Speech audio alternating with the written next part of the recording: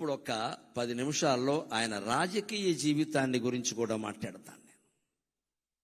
నటుడు నాయకుడై ఆంధ్ర వట విటపము, నటుడు నాయకుడై ఆంధ్ర వట విటపము, ఊడలునంగ జగమెల్ల ఊగజేయ. నటుడు నాయకుడై ఆంధ్ర వట విటపము, ఊడలునంగ జగమెల్ల ఊగజేయ. విశ్వరూపము చూపిన విశ్వనటుడు, నటుడు నాయకుడై ఆంధ్ర వట విటపము, ఊడలునంగ జేయంగ, ఊడలునంగ జేయంగ, ఊడలునంగ జగమెల్ల ఊగజేయ. విశ్వరూపము చూపిన విశ్వనటుడు, తెలుగు వెలుగవు, తెలుగు వెలుగవుచు ఒక వెలుగు వెలిగి, తెలుగు వెలుగవుచు ఒక వెలుగు వెలిగినతని, తెలుగు వెలుగవుచు ఒక వెలుగు వెలిగినతడు. తెలుగుకే వెలుగుగా ఒక వెలుగుగా మిగిలిన మహానుభావుడు నటుడు నాయకుడు అయ్యాడు. ఆ రోజు 83లో ఆయన రాజకీయ రంగ ప్రవేశం చేసి వెడుతుంటే ఒక సందర్భంలో నేను విన్నాను, నా కళ్ళతో చూడకపోయినా ఈయనకి ఇంత దీక్ష ఉంటుందా అనుకున్నాను.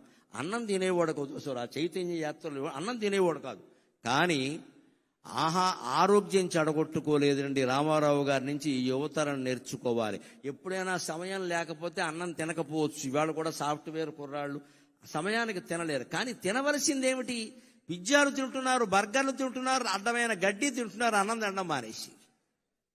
రామారావు గారి నుంచి నేర్చుకోవాలి. అంత చైతన్య రథయాత్ర చేస్తూ మహానుభావుడు కుమారుడు హరికృష్ణ సారథ్యం చేస్తుంటే వెళుతూ ఆయన దారిలో ఆగవలసి వస్తే భోజనము కుదరదు అనేవాడు. మరి ఏం కుదురుతుంది అంటే కుంచెడు వేరుశెనగ గుళ్ళు పట్టుకురమ్మనేవాడు.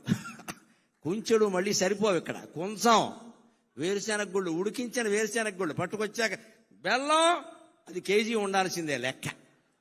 కుంచెడు వేరుశెనగ గుళ్ళు దగ్గర పెట్టుకుని ఉడికించినవి బెల్లం కేజీ దగ్గర పెట్టుకుని అరగంటలో నవిలేడే నేను చూశాను, అనుమానం వెళ్ళేది.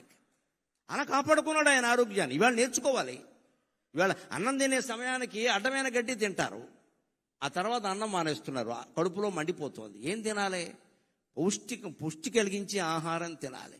ఉపవాసం చేస్తే కనీసం మజ్జిగ తాగాలి ఆ సమయానికి. ఉడికించిన వేరుశెనగ గుళ్ళు తినండి, బొంబాయి శనగలు తినండి, బఠానీలు తినండి, అవన్నీ మంచివమ్మా. అవి ఊరికి పూర్వం తినే తేగలు తినండి. అంతెందుకు, ఈ కాలంలో బాగా వస్తే మొక్కజొన్న పొత్తులు తినండి, అన్నం అక్కర్లేదు, బోల్డ్ పుష్టి. ఇక్కడ కాల్చిన మొక్కజొన్న పొత్తులు తింటే అన్నం అక్కర్లేదు. ఎప్పుడైనా అన్నం తినని పరిస్థితి అటువంటివి తినాలి, కానీ ఆ బిస్కెట్లు, ఈ బిస్కెట్లు, ఈ చాక్లెట్లు, ఇవన్నీ తిని చాక్లెట్లు ఉంటే టాయిలెట్కి వెళ్తాం, ఉపయోగం ఏంటి? ఇక్కడ ఏం తినాలి? తినకు పరిస్థితులు ఉంటాయి. సినిమాల్లో ఉన్న వాళ్ళకి మరీ ఎక్కువగా ఉంటాయి, రాజకీయాల్లో ఉన్న వాళ్ళకి అన్నం తినే అవకాశం ఉండదండి. ఏం తినాలి? ఆరోగ్యం చెడిపోంది తినాలి. అందులో కూడా ఆయన క్రమశిక్షణ ఏమిటంటే అలా ఉడికించిన వేరుశెనగ గుళ్ళు, బెల్లం లాంటి ఆహారం తినేవాడు తప్ప బయట ఏదో పట్టుకురమ్మని తినేవాడు కాదండి. నియమం అంటే నిష్ఠే, నియమం అంటే నియమమే, నిష్ఠ అంటే నిష్ఠమే. ఆయన నుంచి అది మనం నేర్చుకోవాలి. ఆ రకంగానే రాజకీయ జీవితాన్ని గడిపాడు. ఇంకొక మాట మనం చెప్పుకోవాలి. తెలుగుతనం, తెలుగు జాతి అంటే ఆయనకి ఎంత ఇష్టం అంటే ఆచరించి చూపించాడు. 89 నుంచి 94 వరకు ఆయన ప్రతిపక్షంలో ఉన్నారు. ప్రతిపక్ష నాయకుడుగా ఆయన పాత్ర ఆయన చేశాడు. నేను అసెంబ్లీకి రాను అని మాట్లాడలేదు, వచ్చాడు ఆయన. ఖచ్చితంగా స్పీకర్ గారు ఉండగా చెప్పుకోవలసిన మాట. ఆయన వచ్చాడు. అంత మహానటుడు, అంత మహానాయకుడు ఓడిపోయిన దశలో కూడా అసెంబ్లీకి వచ్చాడు. ఆయన కర్తవ్యం ఆయన నిర్వర్తించి ఇటువంటి వాళ్ళందరినీ నడిపించాడు ఆయన శుభ్రంగా. ఆ దశలో కూడా ఆయన మనోధైర్యాన్ని కోల్పోలేదండి. అంతేకాదు ఆత్మాభిమానాన్ని కోల్పోలేదు, ఆంధ్రాభిమానం కూడా కోల్పోలేదు.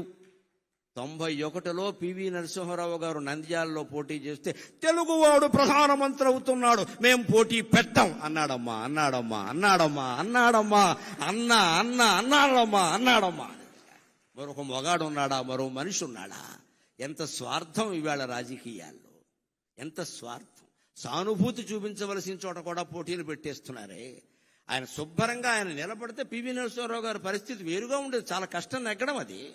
అందులో సానుభూతి ఉంది ప్రజలకి. ఈయన పట్ల చాలా సానుభూతి ఉంది. ఈయన ఓడిపోయాడని ఏమవుతాడో తెలియదు. కానీ తెలుగువాడు ఇంతకాలానికి ప్రధానమంత్రి అవుతున్నాడు, నేను అడ్డుపడను, మా తెలుగుదేశం పార్టీ తరఫున పోటీ లేదు అని ప్రకటిస్తే నంద్యాలలో ఎప్పటికీ చెరిగిపోని మెజార్టీ వచ్చింది. పివి నరసింహరావుకి ఎన్టీ రామారావు దయ వల్ల వచ్చింది. ఎన్టీ రామారావు దయ వల్ల వచ్చింది.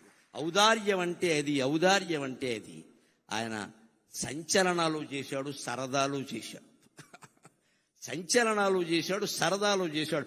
రాజకీయాల్లో ఉండగా నిజంగా కార్టూనిస్టులందరికీ రోజు మ్యాటర్ దొరికింది అంటే ఎన్టీ రామారావు దయ్యనండి.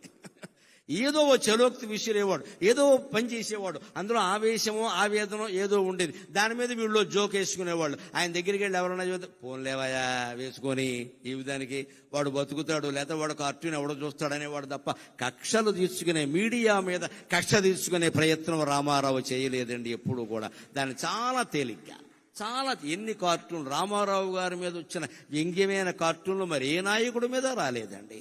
ఈనాడు శ్రీధర స్వతంత్రించి ఎంత సరదాగా వేసేవాడు, అవన్నీ సరదాగానే తీసుకున్నాడు ఆయన. అంతేకాదు ఇంకొక మాట చెప్పుకుని మనం సెలవు తీసుకుందాం. ఒక ప్రాంతీయ పార్టీ నాయకుడై ఉండి ఆంధ్రప్రదేశ్ అనే ఒకే ఒక రాష్ట్రానికి కొంతకాలం మాత్రమే ముఖ్యమంత్రిగా ఉండి నేషనల్ ఫ్రంట్ ఏర్పాటు చేసి కన్యాకుమారి నుంచి కాశ్మీర్ వరకు భారతదేశాన్ని ఏకం చేసి ప్రతిపక్షాల కూటమిని ఏర్పాటు చేసిన మహానుభావుడైన. సామాన్యమైన విషయం కాదు నేషనల్ ఫ్రంట్. పైగా ఇప్పుడు ప్రతిపక్షాలు కలుపుతున్న వాళ్ళు కూడా సాధించలేని విజయం ఆయన సాధించారు. అయ్యన్న పాత్రుడు గారికి నాకంటే బాగా తెలుసు ఈ విషయాలని. బీజేపీ కమ్యూనిస్టులు ఎప్పుడైనా కలుస్తారండి? అసలు సాధ్యమేనా అది? ఎవరైనా కలుస్తారు కానీ బీజేపీ కమ్యూనిస్టులు కలుస్తారా? ఉప్పు నిప్పులా ఉంటారు కదా, అటువంటి వాళ్ళందరినీ దేశం నాశనం అవుతోంది, మీరు కలవాలి, మీరు కలవాలి. ఇటు అద్వానీ వాజ్పేయిల్ని అటు కమ్యూనిస్టు నాయకుల్ని ఒప్పించి విపి సింగ్ ప్రభుత్వానికి మద్దతు సేకరించిన మహానుభావుడైన నిజం చెప్పాలంటే. అంటే ఎక్కడ ఇటువంటిది ఎవరు చేయగలుగుతారండి? లోపల నాకు పదవీకాంక్ష లేదు అన్నవాడు చేయగలుగుతాడు. నాకే కావాలి అంటే 30 మంది ఎంపీలను పెట్టి కూడా ప్రధానమంత్రులు అయిన వాళ్ళు ఉన్నారు. మనకు అనవసరం ఇప్పుడు చెప్పుకోవడం. కానీ ఆయనకి ఎంపీలు ఉన్నా సరే కాదు, అదొక నేషనల్ పార్టీ, వాళ్ళు అవనేంటి, మనం సహకారం చేద్దాం దానికే ఉంది అని సహకరించిన మహానుభావుడు. చివరిగా మళ్ళీ పద్యంలోనే ఆయనకి నివాళి సమర్పించి నేను సెలవు తీసుకుంటాను.